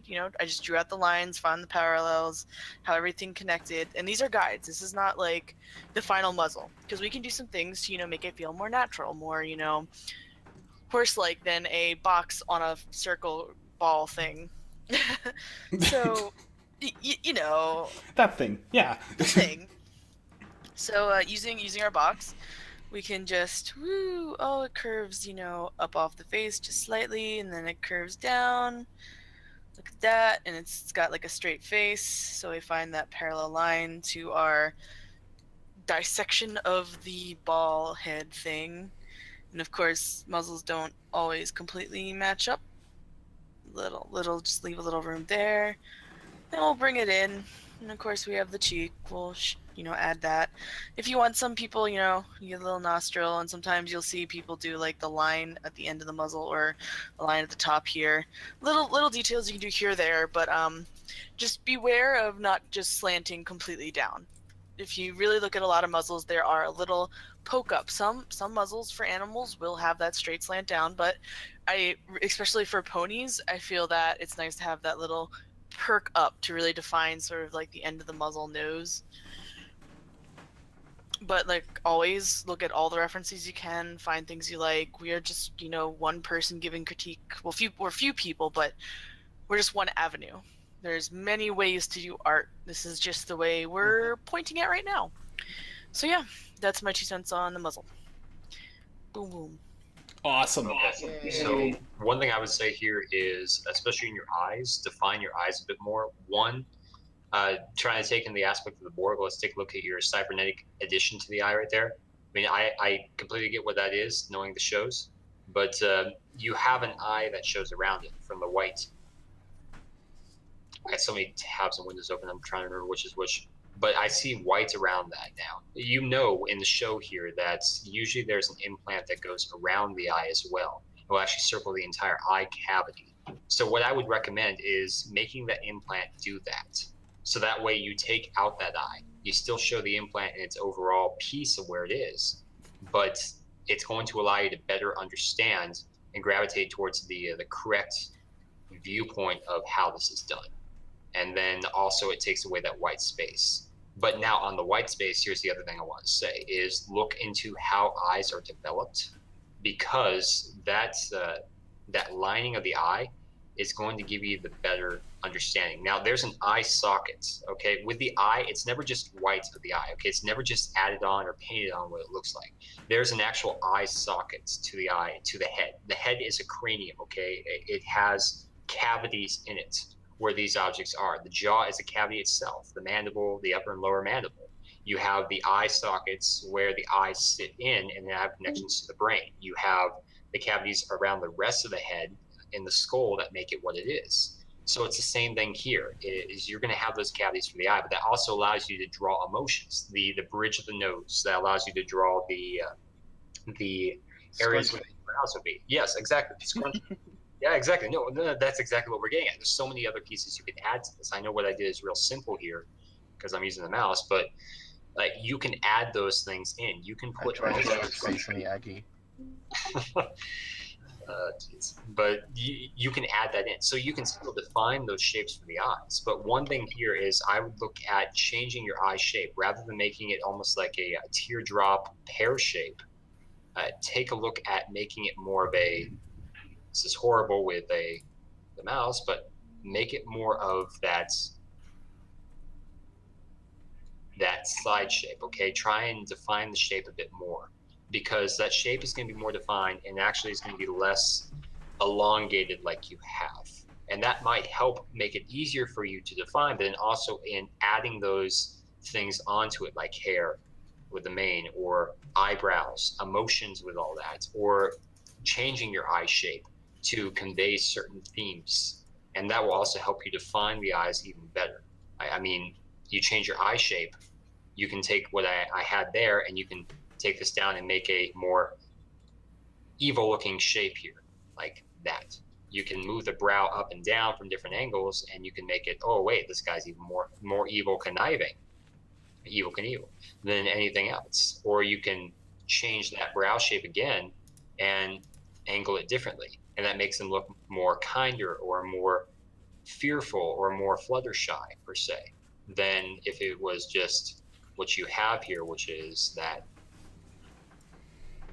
has this horrible mouse oblong shape like that. It doesn't give me anything.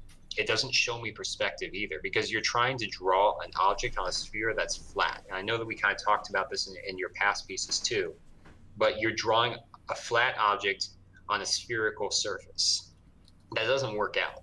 Like the only way you could work that out is if you're looking at the sphere from the side, let's say, and then you draw the eye here, is if the eye is existing like that, coming off flat from the surface. And then you draw it like that, and that's the eye.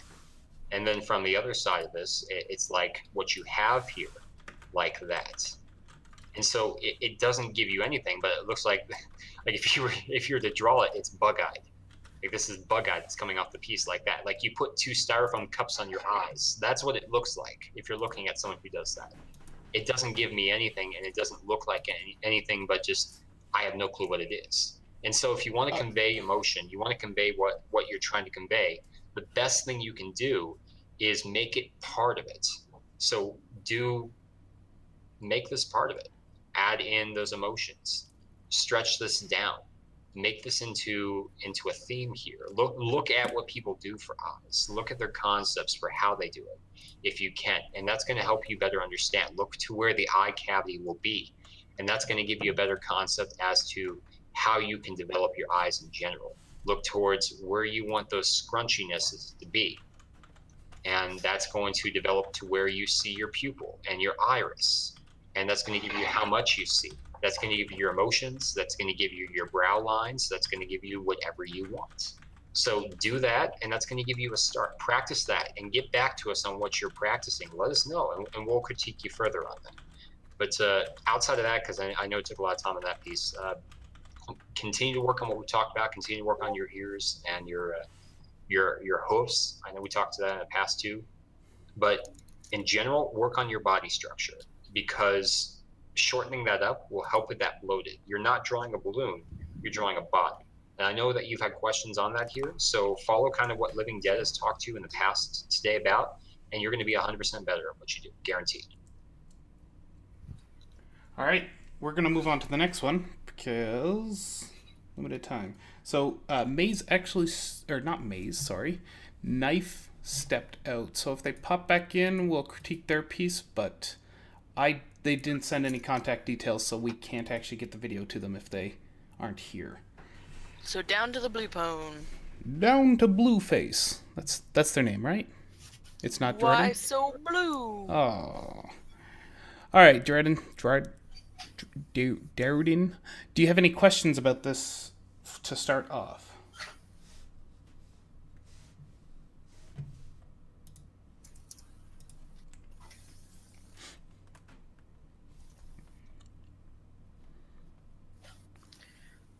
And this is where we wait, because we have delay. So we need to make an actual like stream delay song that's like 30 seconds long or something.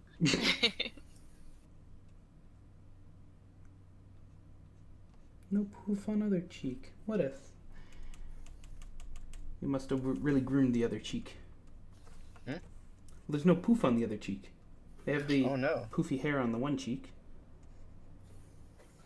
Yeah, that cheek, the other cheek seems to be missing a little bit actually. Cheeks. Anyone else found a problem with the new Discord or the new draw pile when they use the eraser on the back of the pencil or the tablet pen? It erases everything. No, it just stops allowing your pen to flick back. Yeah, I was having some trouble with it at the start of the thing. It was weird. I got like really confused in the middle of drawing. The four hooves are odd. Are you talking like the difference between this section, or are you talking the actual hair section on them? I think they mean the whole of French the legs. hooves. All right. So I have a question about your body stretch before I get into your hoovesies, the adorable little hoovesies. Your proportions obviously aren't standard MLP. You've stretched out both the body, the legs, and the neck a little bit compared to what's standard. Is this part of your style, or is this unintentional?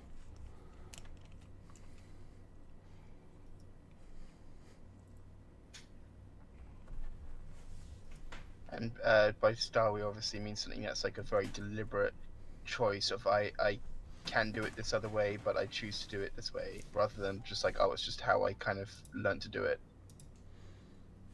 So that's more your ability than your style. Yeah. At least in a general sense.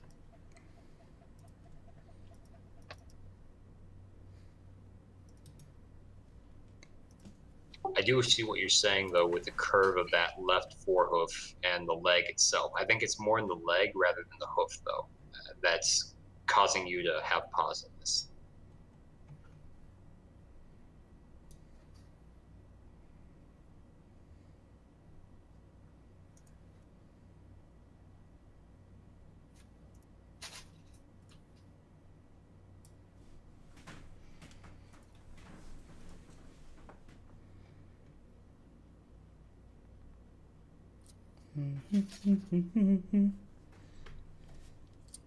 All right, more stretch style is the style. Got it. Good. Horse. Makes me think of like horse legs. They're nice and slender. Mm-hmm. More noodly. Alrighty then. In that case, there's not actually problems with how they're constructed in my mind. The far one. Holy cow! Where'd my pen go? Come on, pens. Let's stick with this. Trying to get our heads around this new version of Drawpile.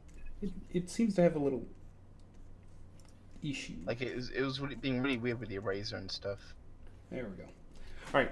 So I just adjust the other leg a bit just to be a little more stiff because bones tend not to be rubber, even in MLP, unless if it's Pinkie Pie. Unless mass makes you walk up a hill. Yeah. Mountains, excuse me, mountains of facts. So I just stiffen up the leg a bit just to give it some straight bones to it because generally the leg's built up of 3 major bones here, like this. There is a 4th one up here, but we don't care about that one in this context. So stiffen that, and it will help figure out what's going on with the hoof. Standard MLP says the hooves are actually wider than the leg itself. So as it tapers down the cylinder, the tapered cylinder, thank you, words. The tapered cylinder actually grows towards the hoof.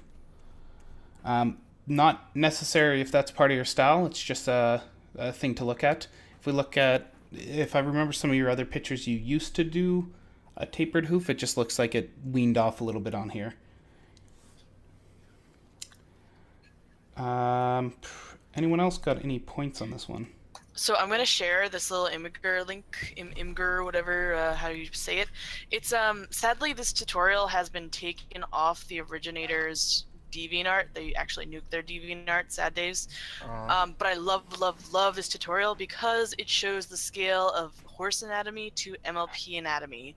And the reason why I say I love it is because for anyone like working more towards a horse style, like the longer legs and slimmer bodies, well, not necessarily slimmer, but less bubbly and bean shaped.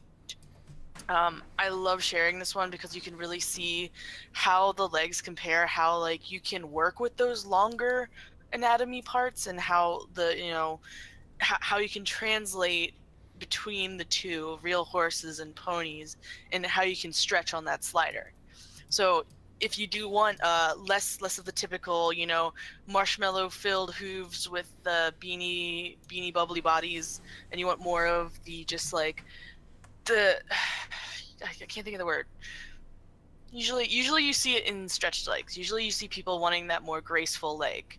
So I highly recommend this tutorial, looking at it, really studying it, seeing the structure. They have everything laid out, movement and, structure-wise for bones and connections. Highly recommend using that with your next attempt at something like this. But I couldn't agree. Like the Zamzam, what he's saying is great, and there's more happening. So I'll pass that on. Just wanted to share that.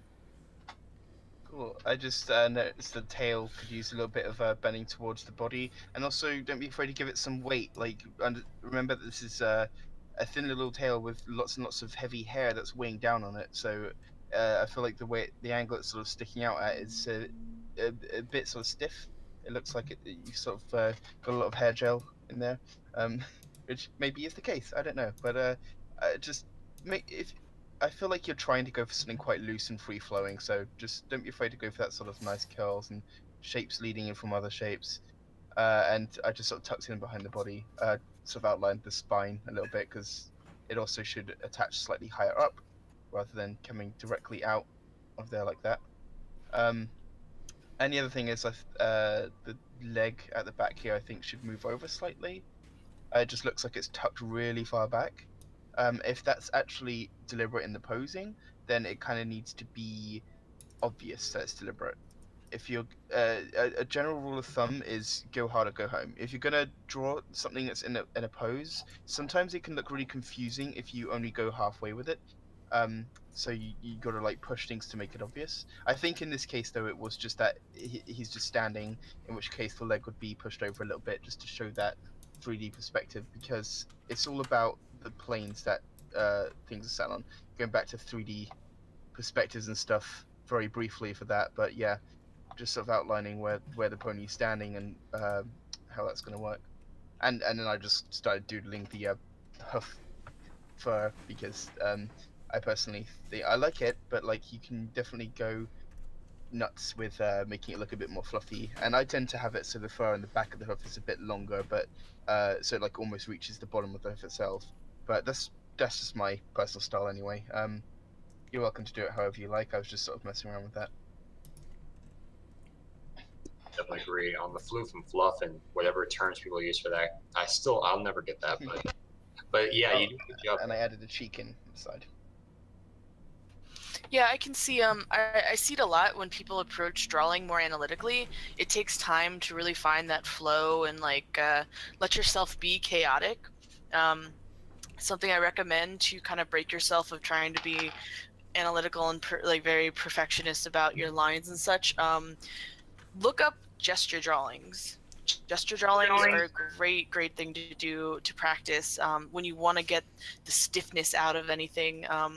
Pretty much the key, I won't go into it because there's a lot to look up, and I just highly recommend Googling it, really looking into it yourself, taking the time to read up about it. But the key to gesture drawing is capturing the essence of what you're seeing. So like the movement, say usually you see it with people, so you're capturing like the pose, the movement of the pose, how like the sway, the action line goes through their back, or like for ponies, like capturing the arc of their movement or what have you. You can do it for animals, people, Yeah, it's not etc. specific. It's just to like get the real like feeling down, and once you got that on the page, you can say, okay, how do I like work this out so that it makes sense? And it's great because you can start out with a gesture, and the great thing about sketching is be messy. Let the sketch find itself. Really work on it, figure it out. Because what you want to do is you want to be messy and then refine that mess. It's all step after step. So I see a lot of people trying to be clean right off the bat, and that tends to make stiffer pieces in the end. Messy So. sketches, clean lines. Yeah, it's all about refining and taking, not just one swoop at refining. Maybe you'll refine it like 2 or 3 times. So it's a matter of giving yourself time and letting yourself be messy and find that flow. Who's an awesome artist, April. He, I used to watch his streams a lot, and he basically he would sketch very, very like broadly, messily with like a really low opacity brush and really big, thick strokes, just get the real bulk and weight of the shapes out there. Then he would go over it again and sort of define like, okay, here's the head, the position, this is where the arm's going, and just sort of put a bit more into like so that they actually start to look like figures. Then you go over again and start putting like clothes, hair, eye, like all the face and eyes and stuff, all the better details. Then he would go over it again and add like the really insane like little details and actual like fully refined sketch, and then he would finally line all of that. It's absolutely crazy, but you see it when he's building it up. It starts off so messy and wild. It's like, this doesn't look anything like his drawings. And then as it goes up, you see him just adding more and more because he's already got the area defined, so it's easy to put in like the shape, and then he's already got the shape defined, so it's easy to put in like the detail. And it really looks like it helps. I've tried it before. It's actually pretty fun. Yeah. Definitely agree with that. And I did just jump on that. I had 2 gesture drawing sites for the human sites and all that. But you can look at quick poses in live action to actually practice that. You can set your time for like a few seconds to a few minutes to draw a drawing, draw as it comes up, and experiment with that. Set those times low, maybe like a minute or so. Try and move those times lower as you get going. But just draw it, because the mind makes different connections when you do things. And if you're moving faster, your body speed drawing can be helpful. Exactly. And I might even suggest, before you hop in and start doing gesture drawings, there's plenty of videos on the internet. Watch somebody do them so you have an idea of what to do, because some people going into them think you need to be clean. Just truly see someone doing a gesture drawing. Google it. There, I bet you, billions of videos.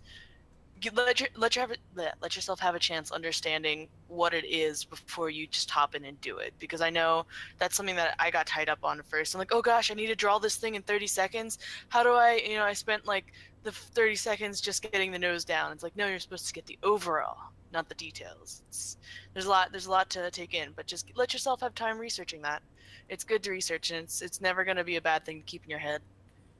Definitely. There's 3 artists below that I would recommend. I added there: Sikra, Proco, and then Draw with Jazza. I keep saying Jazzy. Yes. Those 3, all good. Look into them. Like, they have tutorials, walk-alongs, like everything drawing, even their own sites for all this stuff. Like, those three you should be Googling before the end of today. You need to look into their YouTube channels because they will do so much good for you, as well as the gesture drawing sites. And then on top of that here, I'll add in one more link for you. But yeah, otherwise, while the link's being got, if there's any other questions, I think we've spoken to the key parts of this pony and are ready to move on. Agreed. I would only say the other thing that covers the eyes. I talked to that at length already, but look into how you design and develop your eyes there, and how like adding the brows to your pony too. Like you leave the eyes as the expression. Take a look at adding more to that, the brows, the cheeks, and everything there, and you can improve your eyes. And that's all I really need to say right now on that because I talked last time about it. Woo! I add one more link for you. Take a look at that, especially with legs. It's a ref compilation from different tutorials of different artists. I know I keep linking every stream now, it seems, but take a look at that. That's going to help you a lot, especially with references to how to draw legs from different angles. So, yeah. All right, I'd just like to remind everyone that Eggy is still going on. Hop in. Theme is the posterior. The buttocks. A lot of the storyline. Somehow, you guys are going to keep this safe for work-ish. Yeah, I that's how I describe it. I'm still waiting for a pony to start singing that song about this. I watch it for the plot. Oh, So, we have this lovely Tia sunbathing in the gorgeous, nice weather and of her own sun. Still with us, friend? Who was it? Lula Moon Arts. Lula Moon. First, Well, keep up the work. Wow. It's a long Yeah, time. first drawing. Yeah. It's looking awesome. Just keep up that work. Exactly. Keep going. You're only going to get better. Is it supposed to be Anthro? This one? We'll have to wait for Lula Moon to find, well, to figure, find, hear, listen. That mane. Yep, they're here. Ooh, look at the swirliness. Look at the swirl down here, Ellie. I know. I was like, ooh, pools, I can stay forever. I'll get lost in your mane. You have any questions offhand for us? Yeah. Because we know your art is fan-freaking-tastic. Exactly. It's just a weird pose. Okay, so there is one thing I will agree. There's a little bit of something weird going on. I think some of that can be solved. I kind of a curious question. Did you draw this pony bigger? Like, did you draw her entire body, or did you start a canvas and this was the canvas and you didn't bother drawing the rest of her body? so we've all done either way, but It's we're just long. asking. It's long. It's darling. asking because, oh, so long. Thanks for coming. Glad we could be helpful. Yeah, we'll see you next time, Dow. I hope to see some more work from you. Every week.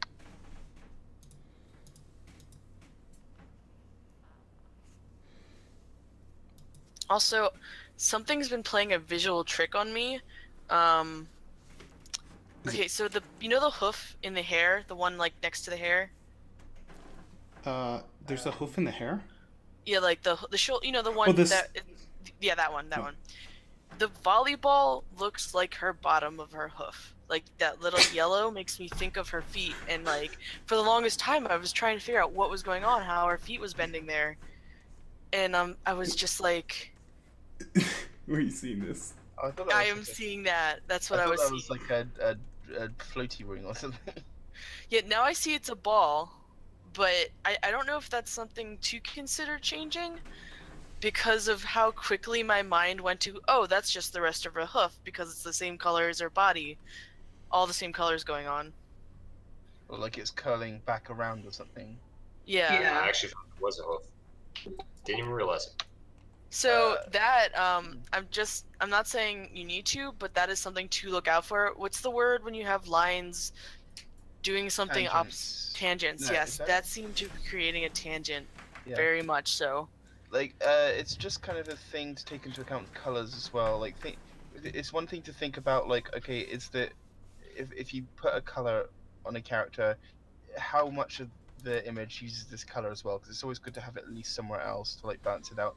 But at the same time, you don't want to have that too similar color used for something completely different, especially if it's like directly related to the character, like the ball is to this one, like they're in direct contact. So sometimes it can throw people off. I would even say like if you just remove the hair covering the ball, because I feel like it's such a important part she's interacting with that it's vague when you first look at it what it is. It takes you a second to realize, oh, that's a beach ball. I say try not to cover it as much. In my opinion of the subject matter, it's it's part of the composition. It's part of the picture she's with. Don't hide it. Plus, then you're sort of like having to put a lot of effort into defining the way the hair is flowing with overlap to make sure it doesn't look like you've got like if you did it wrong, then it would look like the hair was kind of flowing down behind her back, her right leg, but then going over the top of it and over the top of the beach ball, which is it kind of makes everything look layered weirdly. Luckily, you did manage to make it look alright, but it's kind of creating a lot of work for yourself to do that. Because layering can be a bit tricky. It can.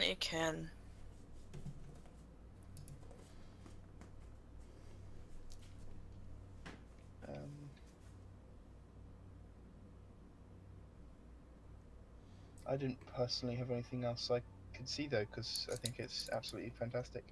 I feel like this overlap right here is a bit too much. I was gonna say. Yeah, you just need a little sign of overlap. You don't need to go completely into the body. Just a nice little.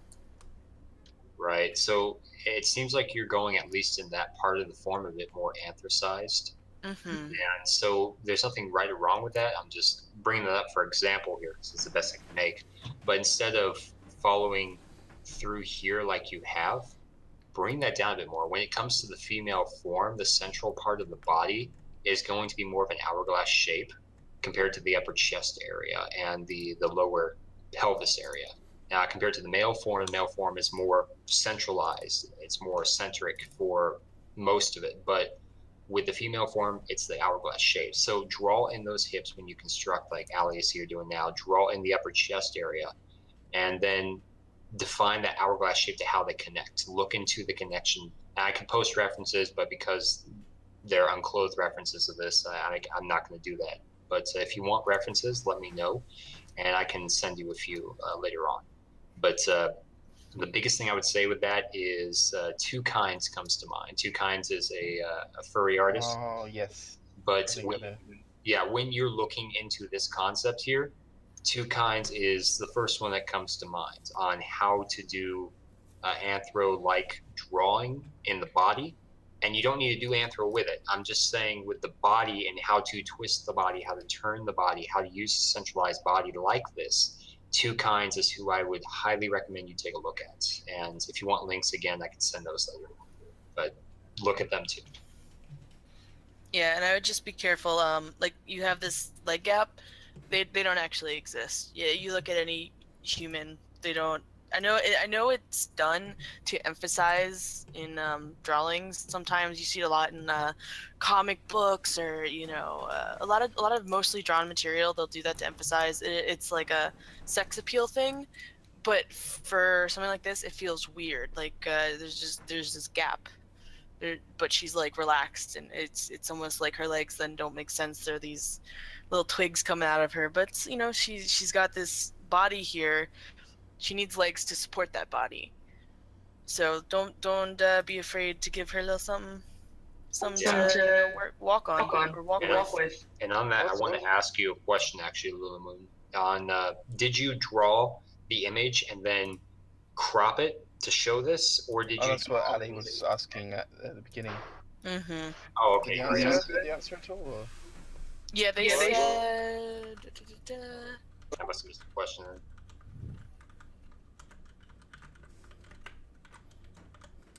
They drew some more of it, but not the full thing. Can you hear me? Okay. Yeah, we heard something. Okay, good, because there's other people in the background. I would change my sensitivity. Are you Lulumoon Arts? Who said my name? Living Dead. Okay, I'd say that's a yes. Okay. All right, Lulamoon, welcome. Good to have you here. Hello. You can call me Abby though, or Avy. I prefer Avy. Hello, Avy. Hello. Hello. All right. You guys are in a live stream? Yes. Yes, Yes. we are. Where's the link? Oh, that's not Lulamoon. That's Oh, not. that's Oh, all we thought sorts you were confusing. Lulamoon. Is he gonna be in voice chat? What? No, no. What? No. Sorry. So is there something? Right now we're doing Lulamoon's art. So if you do want critique, we ask that you wait your turn. Otherwise, we're going to continue doing Lulamoon's art. Feel free to talk in our voice chat channel if you need help with something. But right now we're going to keep going with the stream. No, I don't need any help with anything. Oh, Okay. Okay, well, we're gonna continue then. Just if you need anything, let us know. But yeah, we're recording right Ask in the text chat because we're going to Okay. continue with the stream. Okay, I'm just sticking around. Okay. All right. So like I was saying, I drew a little bit more of the body here, kind of. Like you said, it's a little bit more anthro. I went more human legs, but we can make them less human. Let me grab a different color. Go grab this blue. Really let me think about the cylinders. So, you know, you got your horse legs that do the... Yeah, LD, if you can adjust the card stream to show it as well. Never. How could you? How could you? But yeah, we can do more anthro legs too. I just was kind of going off of human anatomy, different things to try. But totally, always suggest drawing the full image. That's like the best thing you can do. Agreed. Even if you just do like a really messy sketch, just to sort of, like we were talking about earlier, just to outline like the area of this is where the character's going. Maybe do like a little bit of details, like how just sort of getting the basic shape of the body and legs and everything else, and then you raise it up to the size that you're actually doing. Then at least you know, as long as you sort of did enough of the sketch to get enough details, then you know you got everything where it's supposed to be, and everything's going to be falling in the right place. That's Because weird. what happens when you don't, sorry, it's like, you think, oh, it's okay, I know how to draw this, but like what happens sometimes if you don't is like, you end up, your brain will compensate for things in ways you don't really understand or predict.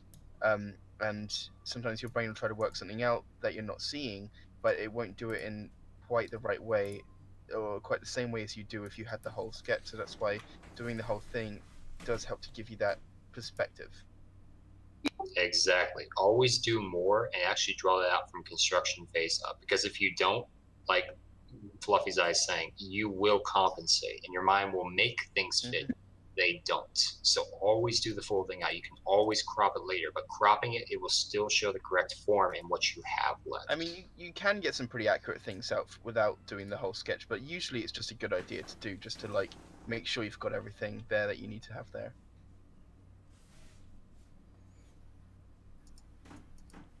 Yeah, and if you want any references from us, let us know, and I can also send you those references I talked about earlier on too, if you'd like. But yeah, overall, I think you have the majority of this down, and you're coming along nice. I mean, I'm not worried about shading in this piece because it's more of a light, so I think you do good with what you have. So overall, I think that about covers it. Your background's looking nice, and I love how you take the hair swirls and they look almost like ice cream. So you're gonna have to do a joke or something with ice cream and eating it later on. But but yeah, I think overall the majority of your piece is well done. The only issues that stand out are what we've talked to, and maybe that left shoulder a bit, especially if the forelegs are coming closer together on the front of the body.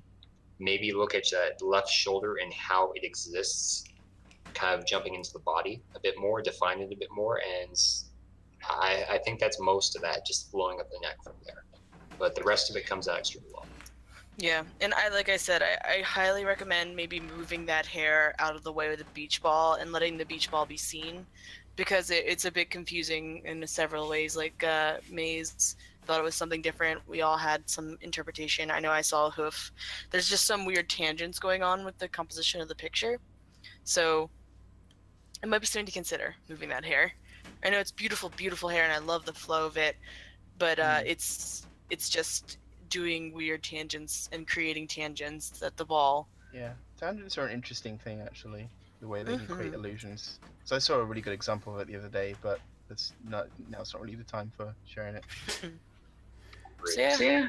Any other questions if you have for us? If not, just let us know. Yeah, less known questions, but the only other thing I'd say is look to where your tail is, because I have no clue how your tail comes out, if it's going to be in front of the wing or behind the wing, or how you have that. So maybe another thing to think about with there, but there's nothing really to say, just how you want that, because I don't know.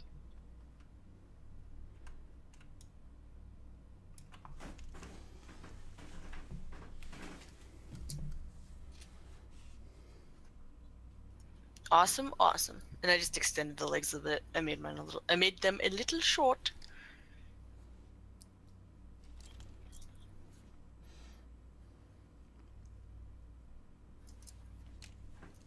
Yeah, and also I'd recommend making sure to save a copy of that, because I think it's a great leg design that Ali did on top of your piece to better understand how legs flow for both the more humanoid and more honified. So I love this, by the way.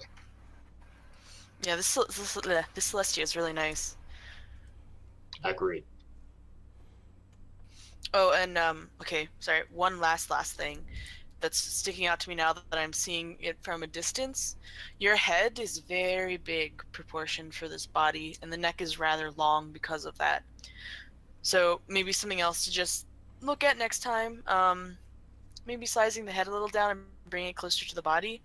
I know sometimes we compensate for drawing ponies so much because their necks tend to be longer connecting to their body that the head actually is a little bit, we don't make it as small as humans. Usually when you see like furry or anthro or such, the heads tend to be a little bit bigger than humans, but this one's just a smidge too big. I think it's about the same size as the chest itself, so it feels a little weird. But yeah, that's just something to look out for next time. Just be careful of your head size. Something that always, like, the reason that it caught me was because I have my stream video on my other monitor smaller so I can fit the Discord chat and all the chats in. So I'm seeing it as a small image. Sometimes it really helps to zoom out and see your image from afar. Take it in all together. I remember seeing a Tumblr post ages ago where an artist had sort of discovered a thing you can do in Photoshop to have two views of the same image. So they had like a zoomed out version and a zoomed in version. But I can't replicate that with Clip Studio. But sometimes just make sure you zoom out sometimes to look at the whole thing. It's about almost as important as like mirroring and stuff. View is incredibly important to how that's actually a really good idea you bring up. One thing is, we all know kind of that you can take your piece and reverse it, or take it reverse on the vertical or horizontal plane to get a better idea of how it looks from a different angle, so you can identify those little points to fix. But yeah, no, do that as well, but take that and do that, because that's going to help you tremendously, seeing it bigger and smaller. Because the thing that's nice about, because turning it left and right helps you catch things, like see things from a different angle, but putting it smaller helps you see the overall. So like you see the basic shapes and sizes, how I saw, oh wow, that head is actually the same size as that chest, so it feels big. Yeah, and Cute Pencil Case in our chat brings up a good point. Like the navigation window at the top can give you like a sort of good overall view as well, but it's so small that it's just for like the overall, like determining the general composition of an image. It's very hard to see like how things are looking, but that is like one of the reasons why you want to have like a smaller view as well, just to make sure everything's falling in the right place. Right, and that also brings in the thought about thumbnail sketches. So if you're doing a gesture of instruction, you can do a thumbnail sketch of it to get the basic idea down, and then highlight areas to improve, and then do the full one as well, where you can just expand the thumbnail and kind of get a better idea about the geometry and all of it of the full piece, what it may look like. So that's also another thing I'd recommend. All right, that seems to be it for critique. So we're going to call it a day here before we burn out everyone. Because it's been 2 hours now. We're just getting started here. We got another 16 hours to go. Yeah. By all means, feel free to host your own for that one. I'm going to be asleep and then to work and then probably to sleep again by the time that ends. But yeah. Anyway. Yay! Lots of sleeping. You might say that he will sleep like the dead. I'm surprised. I'm surprised we made it through this. Yeah. That's I was like, we can just be really like objective and quick and efficient with our things. We know. Yeah. We did it. Is it over? Are we offline? No, we weren't. Oh. See how quick Ali is. So- Join the Discord. Join- Have fun. Yeah, Go see the Reddit. There are more patooties to be drawn. So Lots of long. space for patooties. All right. Bye.